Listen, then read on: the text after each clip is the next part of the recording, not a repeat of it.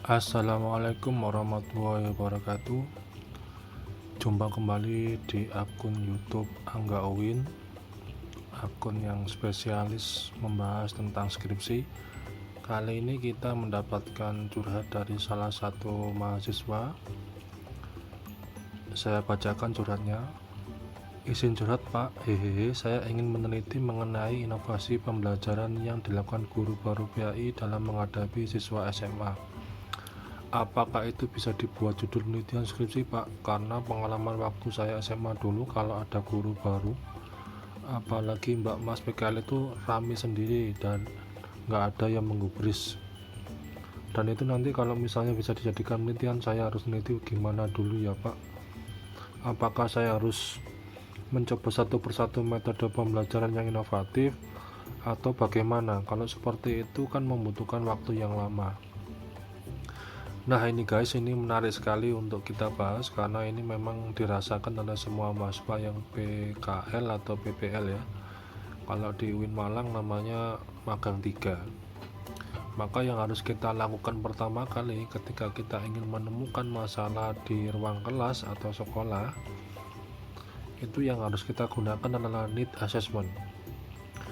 Need assessment ini adalah sebuah proses pengukuran atau penafsiran atas suatu nilai berdasarkan fakta yang ada. Artinya kita mengumpulkan informasi dan menggunakan informasi tersebut dari siswa yang digunakan untuk memeriksa dan mendiagnosis kebutuhan belajar mereka di kelas. Langkah apa yang harus dilakukan? Yang pertama yaitu melakukan studi kelayakan.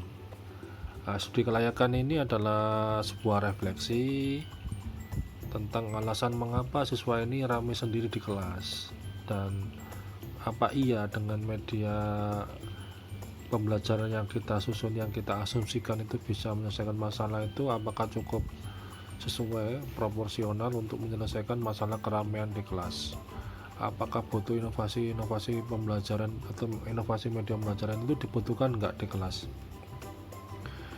Nah, sebuah studi kelayakan ini tentu kita harus lakukan untuk mengetahui apakah siswa ramai sendiri di kelas itu apakah karena sebab ataukah akibat guru yang tidak inspiratif mengajarnya, ataukah memang dari karakter siswanya yang memang dari dulu, dari sebelum dia berangkat itu ada masalah, entah itu broken home, kurang perhatian dan sebagainya. Nah ini kita lakukan studi kelayakan kan gitu.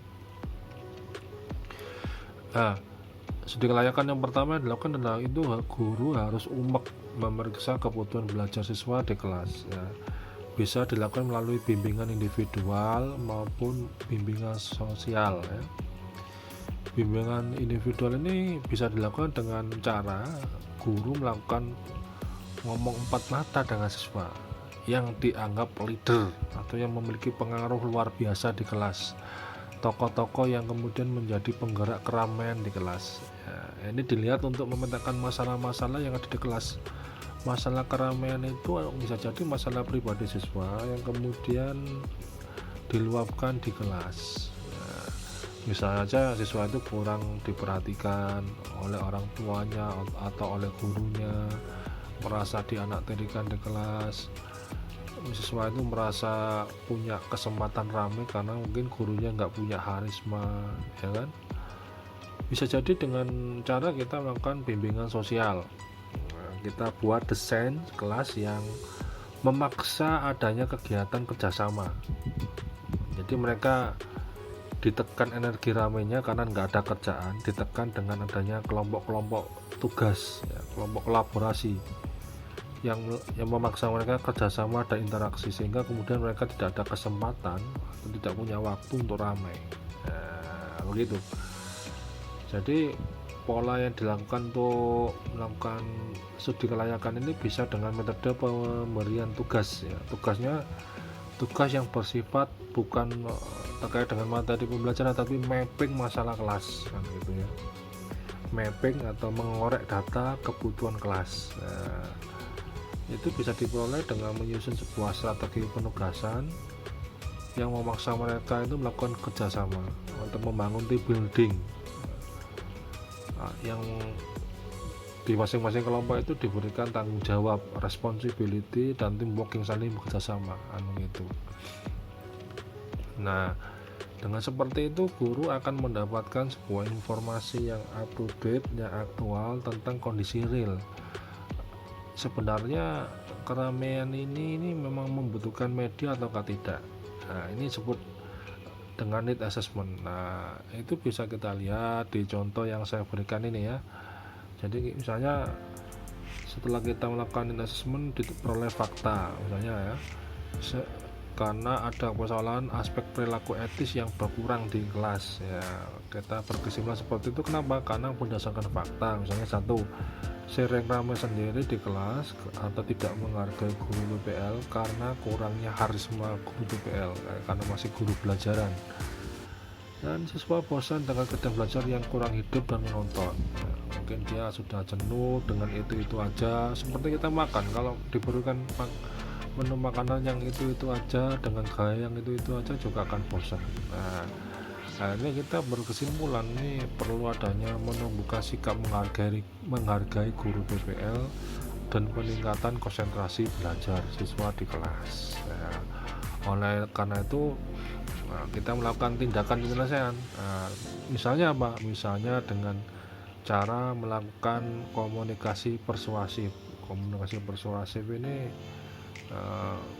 komunikasi yang berisi nasihat-nasihat ya, tidak menggurui ya, jadi seperti layaknya teman sejawat.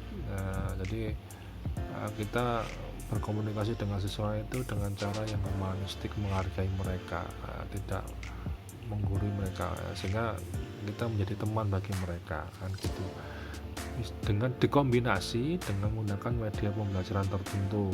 Tujuannya apa?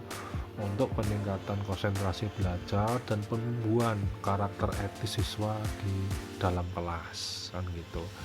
Sehingga kalau dibuat judul seperti ini, pendekatan komunikasi persuasif dalam pembelajaran PAI terpadu melalui media pembelajaran bla bla bla bla untuk peningkatan konsentrasi belajar dan penguatan karakter etis siswa di sekolah atau madrasah.